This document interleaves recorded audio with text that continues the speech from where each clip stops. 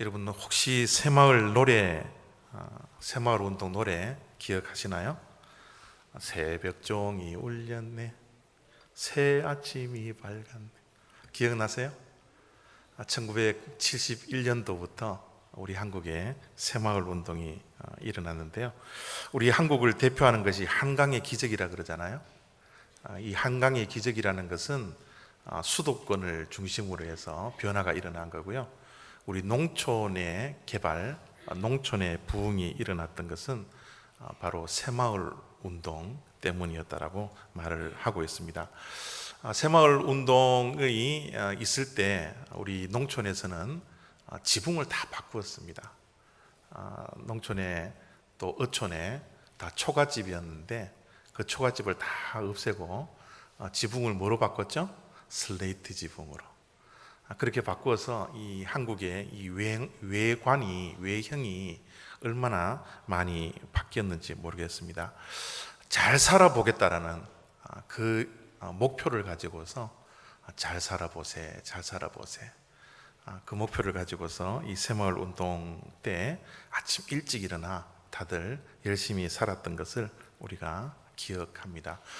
한국의 이 새마을 운동 때문에 경제가 급성장하는 그런 기초가 되었고, 우리 조국 한국에는 변화의 큰 물결이 찾아왔다라고 해도 과언이 아니죠.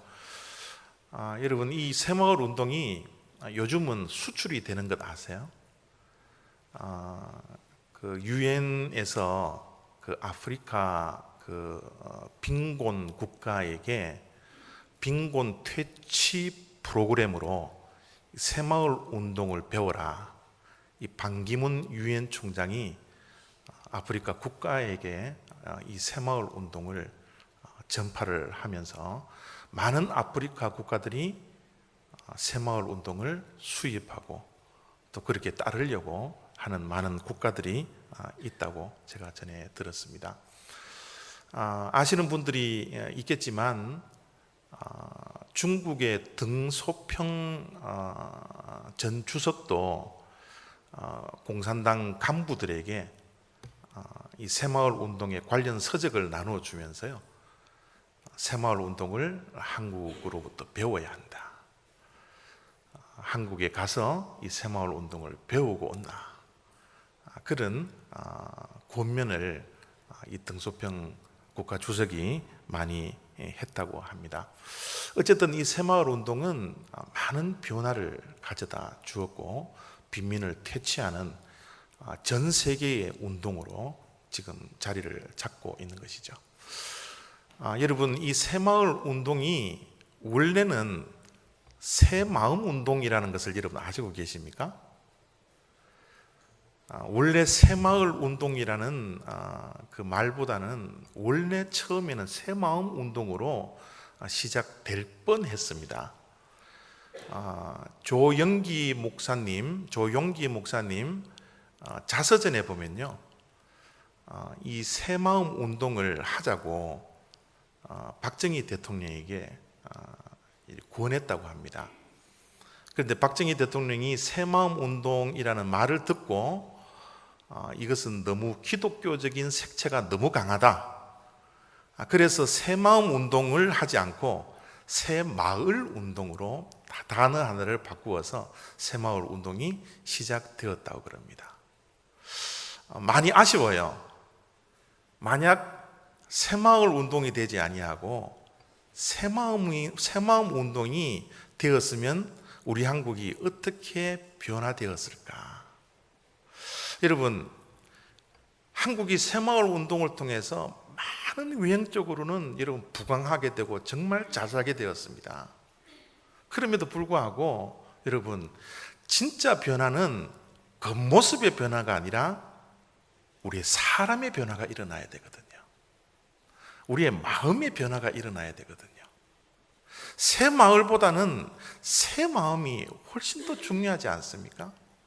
우리의 사람이 변화되지 않고 외형만 이렇게 변화되고 보니까 조국의 지금 모습을 보면 얼마나 부패가 많아요. 외형적으로는 잘 살긴 잘 사는데 얼마나 내부적으로는 타락한 모습들이 많이 비추어지고 있습니까? 우리의 신앙생활도 마찬가지예요. 우리의 신앙생활도 여러분, 우리의 속사람이 변화되어야지, 우리 그리스도인이라는, 기독교라는 옷만 입고서 외형적으로 바뀌었다고 해서 우리의 삶이 정말 변화되지 않거든요. 교회를 나오고 우리의 겉모습은 바뀌었다 할지라도, 예배를 드리는 이 겉모습, 형식은 우리가 갖추고 있다 할지라도 정말 내 속사람이 변화되지 아니하고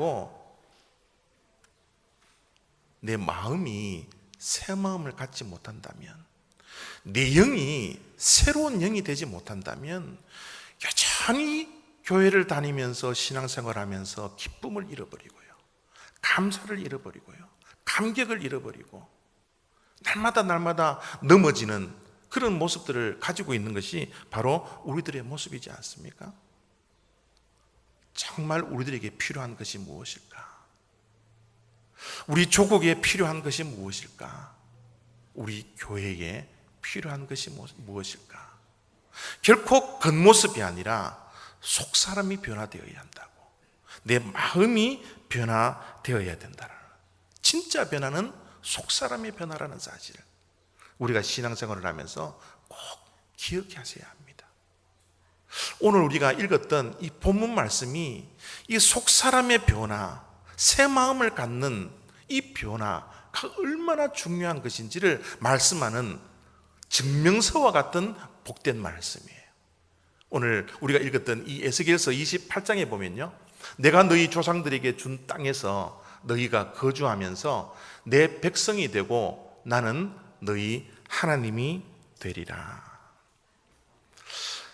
여러분, 에스겔서가 쓰여졌을 때의 시대적인 배경을 여러분 기억나시나요? 에스겔 선지자가 활동하던 그 시대는 남유다가 바벨론에게 멸망을 당하고 나서 이스라엘 백성들이 바벨론에게 포로로 잡혀간 그 시기입니다. 나라를 잃어버리고 다 포로가 되고 노예가 되었어요. 그 노예가 된 것이, 포로가 된 그 기간이 1, 2년이 아니라 70년이라는 긴 세월을 가지고서 포로 생활을 하게 됩니다.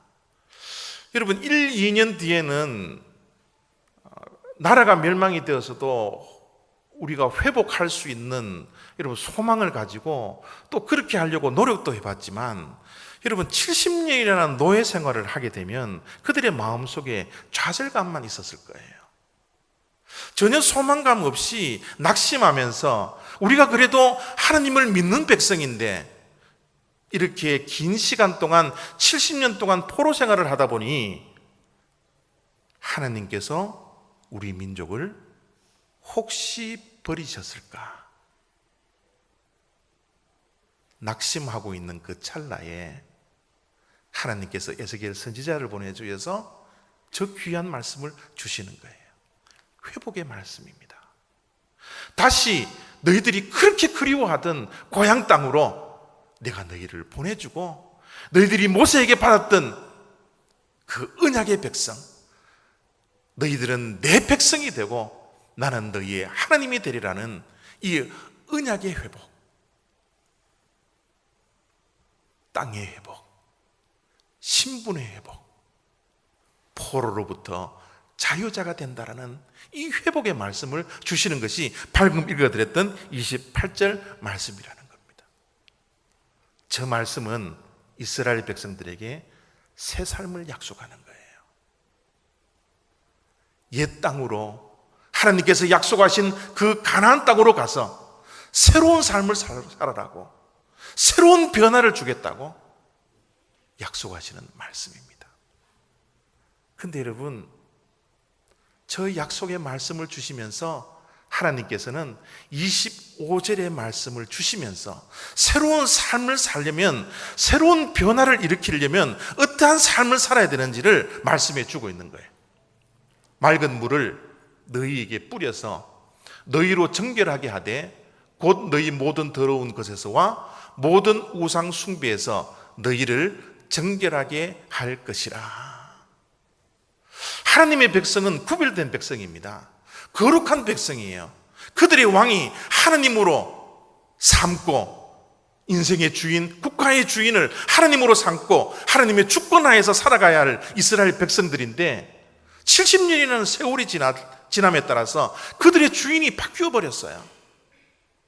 바벨론이 섬기던 그 우상들을 그들이 언젠가부터 섬기고 있더라는 거예요. 하나님의 말씀에 지배를 받고 다스림을 받지 아니하고 자기의 소견에 오른 대로 하루하루를 살아가는 그런 이스라엘 백성이 되었더라는 겁니다. 그래서 하나님께서 새 삶을 살기 위해서는 너희들이 약속한 그 땅으로 가서 내 백성으로, 거룩한 백성으로 살기 위해서는 맑은 물로 더러운 것들을 씻어내야 한다라고, 옛 습관들을 씻어내라고, 잘못된 관습들을 이제는 씻어내라고, 겉모습을 청소하라고 하나님께서는 25절 말씀에 말씀을 해주고 있는 겁니다. 우리들도 때로는 신앙생활을 하면서 옛날 가지고 있던 잘못된 습관들을 버릴 때가 있어요. 옛날에 예수 그리스도를 믿지 않았을 때 먹었던 것들을 끊을 때도 많습니다. 외형적으로 주일 되면 골프 치러 갔던 사람들이 이제는 예배를 드리러 교회를 향하여 발걸음을 옮기고 있습니다. 우리의 옛날의 습관들, 예수님을 믿지 않았던 습관들, 관습들, 잘못된 것들 다 씻어낸 경우들이 우리들에게 있습니다. 그러나 여러분, 정말 우리가 예수쟁이가 되기 위해서는 그런 종교적인 형식의 문제가 아니라 우리의 속사람이 변화되어야 되는 것입니다. 아무리 우리의 겉을 씻어내도, 우리의 손과 발을 씻어낸다 할지라도 우리의 속사람을 씻어내지 못하고 속사람이 바뀌지 아니한다면 종교적인 형식은 갖추고 있지만 정말 그리스도인으로서 가져야 할 그 기쁨과 감사와 평강을 날마다 누리지 못하는 사람들이 될 수밖에 없다라는 거예요. 신약 성경에 보면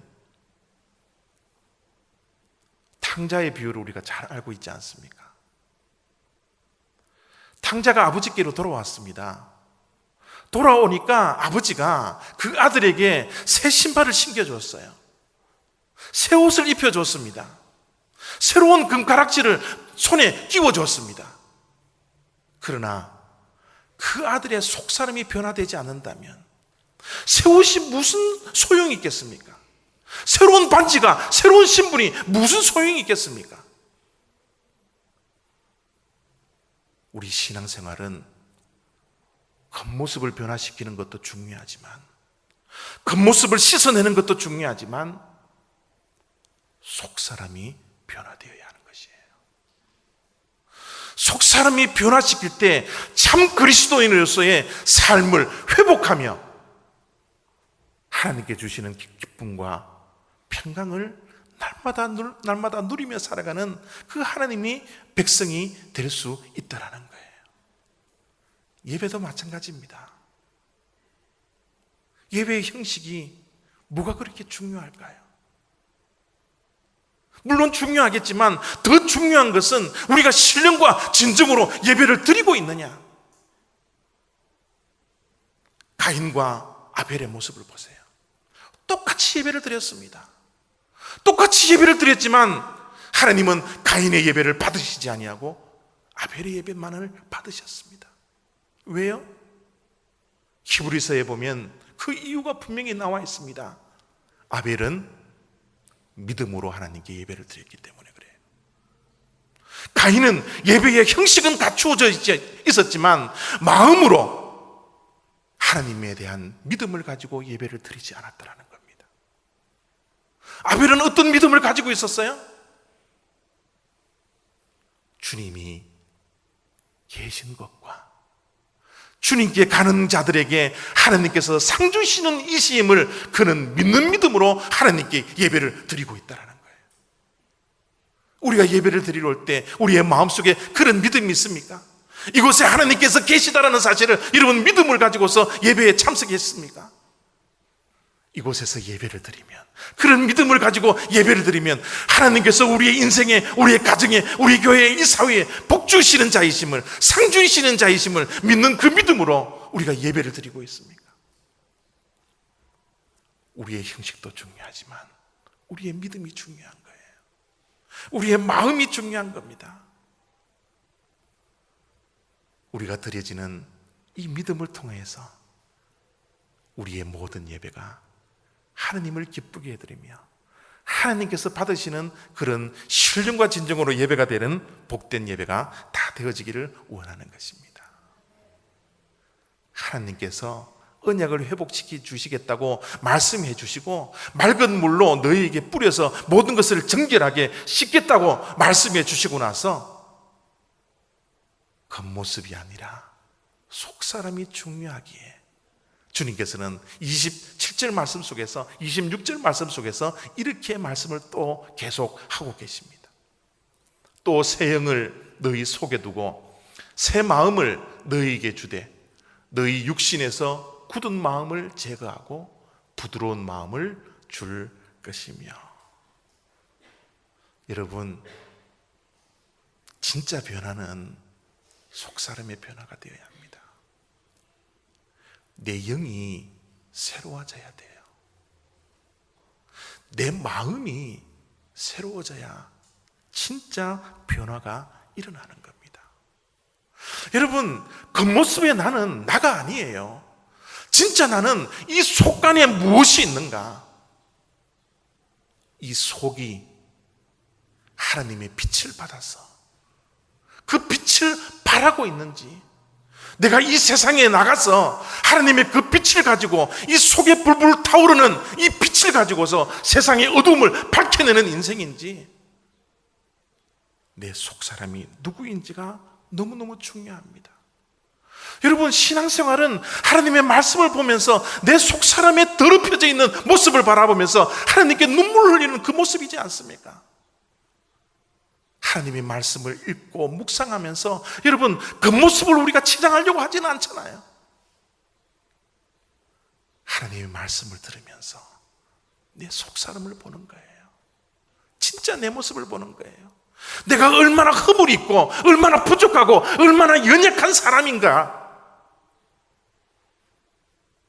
내 자신을 날마다 하나님의 말씀에 비추어서 내 속사람을 볼 수 있는 것, 그것이 속사람의 변화라는 겁니다.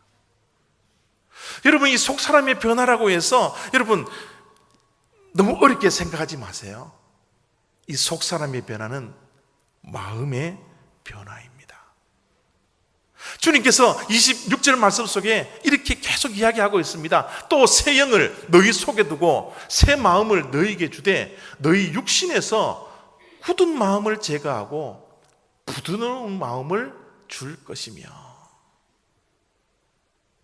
목회자 칼럼에도 마음에 대한 칼럼을 제가 써놓았지만 여러분, 성경에서는 이 마음을 굉장히 강조해요.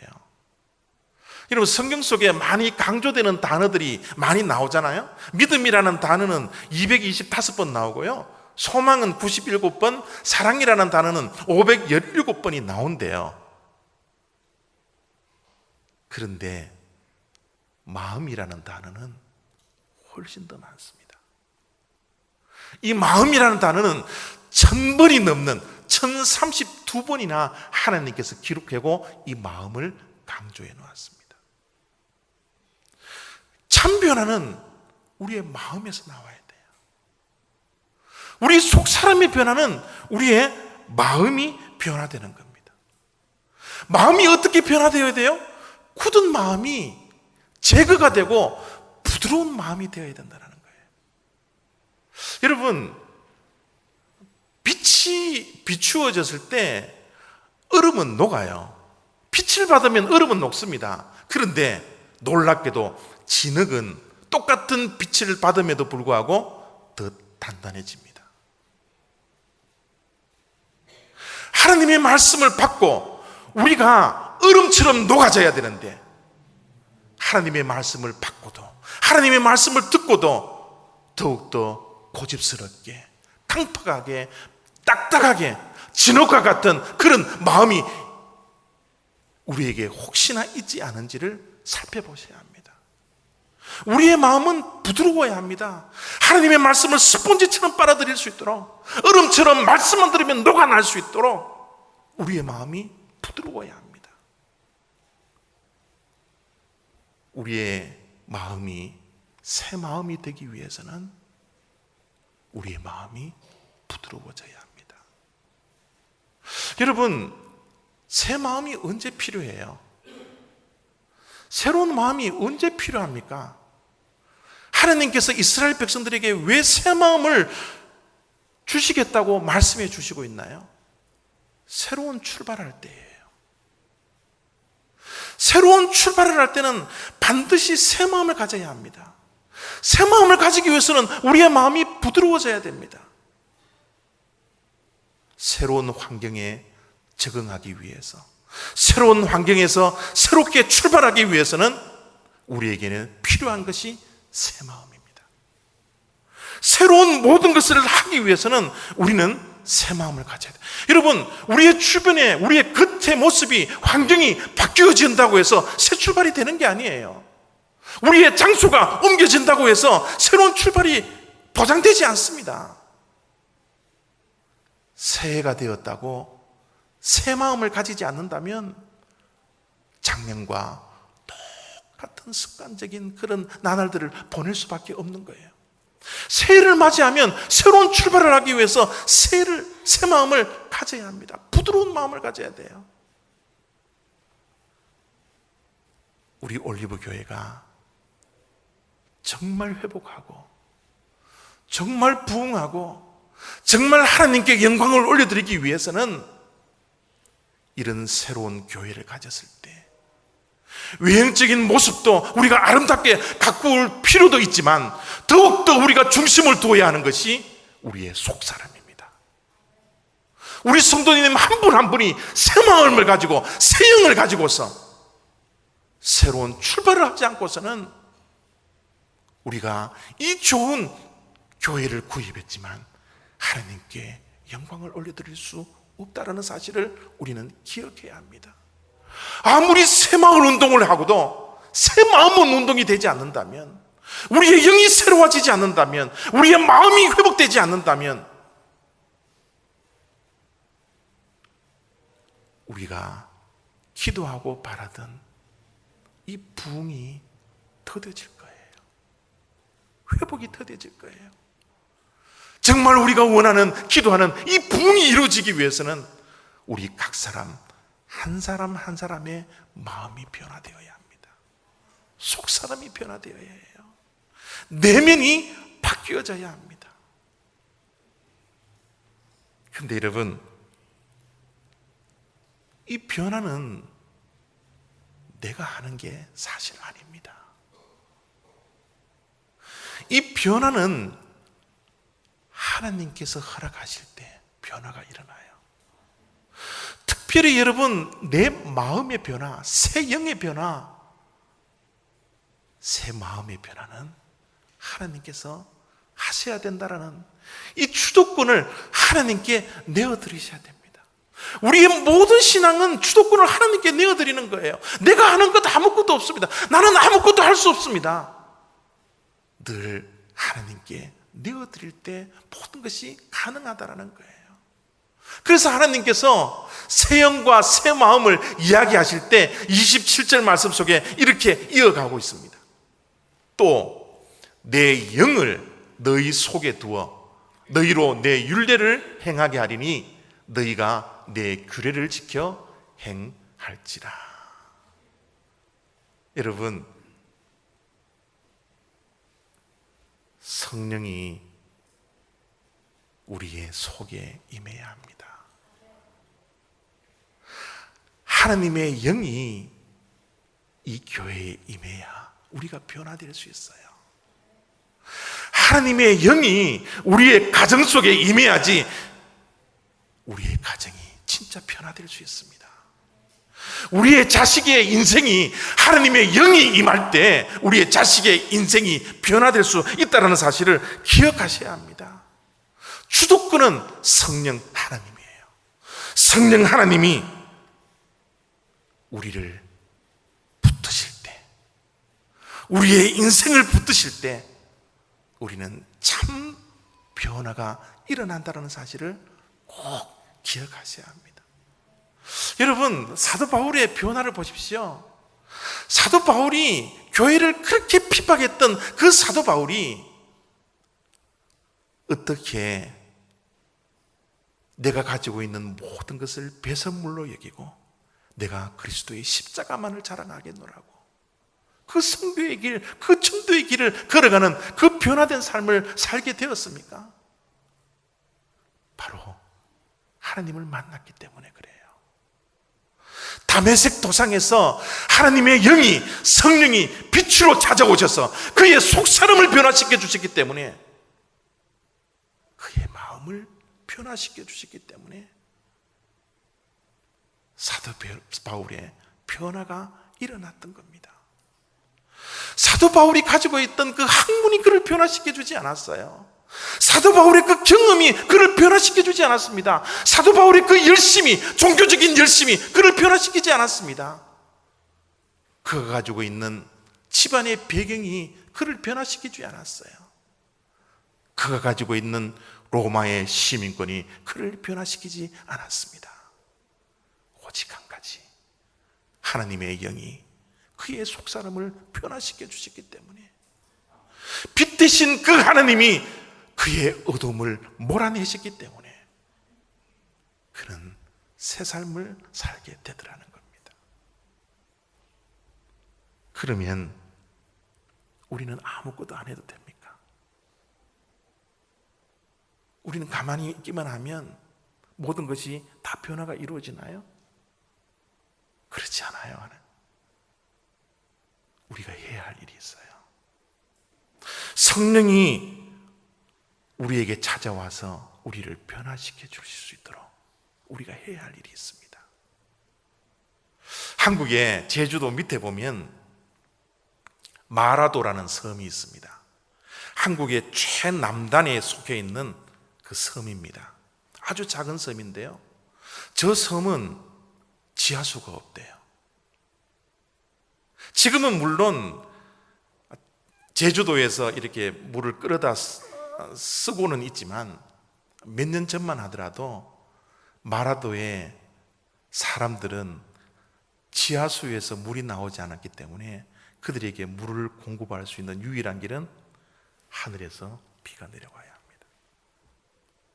그렇기 때문에 각 가정들마다 가보면 큰 물통이 있었대요. 큰 물통이. 비가 오면 그 물통을 가득 채워야 되는 거예요. 비가 온다라는 이야기를 들으면 각 가정들마다 그 빈통을 비워냈다고 합니다. 하늘에서 내려오는 그 비를 담고 채우기 위해서 가지고 있는 통을 비우는 작업을 했다라는 거예요. 사랑하는 성도 여러분, 하나님의 성령이 내 안에 들어와 성령 충만해지는 삶을 살기 위해서는 나를 비우셔야 합니다. 비워야지 채워집니다. 그 채움을 통하여서 또 비우는 능력이 생겨지는 거예요. 우리는 끊임없이 채움을 위해서 비워내야 합니다. 우리가 잘 알고 있는 예수님의 말씀이에요. 예수님께서 우리 제자들에게 말씀을 이렇게 합니다. 너희들이 나를 따르려거든 자기를 부인하고 자기 십자가를 지고 나를 따르라. 부인한다는 게 뭐예요? 비우는 겁니다. 우리를 비우지 아니하고 우리 자신을 부인하지 아니하고 하나님을 따를 수 없다는 거예요. 예수님을 따를 수가 없다는 겁니다. 자기 십자가를 진다라는, 저 진다라는 것은 십자가를 채우는 겁니다. 우리 자신을 비워야지 십자가가 내 인생을 채워놓을 수 있다는 거예요. 오늘 이 시간 성령이 우리의 마음속에 임하고 성령 충만해지기 위해서 우리는 무엇을 부인하고 무엇을 비워내야 됩니까? 우리의 욕심을 예배를 통하여서 비워버리기를 원합니다. 내 중심적인 삶을 비워내기를 바랍니다. 이기적인 마음을 비워내기를 바랍니다. 부정적인 생각들을 비워내기를 바랍니다. 우리의 마음속에, 우리의 생각 속에 미움들을 비워내기를 바랍니다. 분노들을 비워내기를 바랍니다. 오직 십자가의 마음, 그리스도의 마음, 성령의 마음, 용서의 마음, 헌신의 마음, 감사의 마음, 이것들이 우리한테 충만해지기를 원합니다. 예수를 따르려거든 우리를 비우고 십자가의 마음, 하나님의 마음을 품고 채우고 주님을 따라가는 이 속사람의 변화가 우리들에게 일어나야 된다는 거예요. 사랑하는 성도 여러분, 이제 성령에 관한 주제를 오늘로서 마치려고 합니다. 날마다 여러분의 기도 속에 여러분의 목마름이, 성령에 대한 목마름이 있기를 원합니다. 성령에 대한 갈급함이 있기를 원합니다. 이 추하고 더러운 인생, 채워도 채울 수 없는 내 마음, 하나님이여 채워주시옵소서. 하나님이여 성령으로 충만해 주시옵소서. 내가 사람들을 용서할 수 있는 힘이 생겨지고 사람들을 위해서 십자가를 질 수 있는 그 담대함이 나에게 있게 해주십시오. 주님의 마음을 닮아가는 자들이 되어지기를 원합니다. 성령이여 지금 오시옵소서. 나를 비우겠습니다. 하나님이여 내 인생 가운데, 내 가정 속에, 내 교회 속에 임하시고 채워주셔서 하나님의 뜻대로 살아가는 참 그리스도인이 되겠습니다. 성령 충만한 자가 되겠습니다. 그런 고백으로 하루하루를 힘차게 살아갈 수 있는 저와 여러분 다 되시기를 부탁드립니다. 기도하겠습니다.